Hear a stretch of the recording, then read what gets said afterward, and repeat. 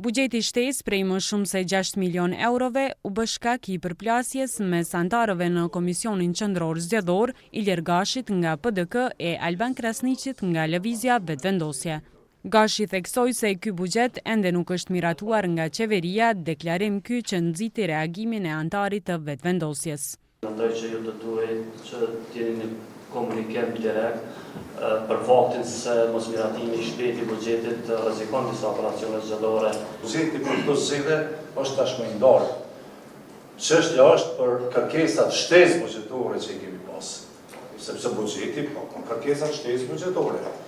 Krasniqi vazhdoi reagimin duke thënë se Gashi I PDK-s dezinformoi publikun, ndërsa Gashi I tha se në KQZ nuk e ka rolin e zëdhënësit të qeverisë. Dorën zemër unë e këra në otë si punë pyetje të.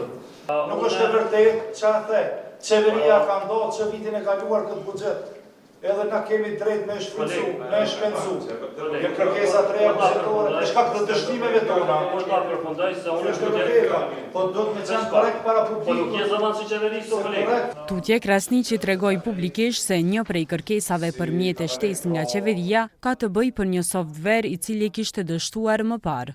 Ndërsa kryetari I KQZ-s, Kreshnik Radoniqi, tha se zgjedhjet janë në tetor dhe se ka ende kohë.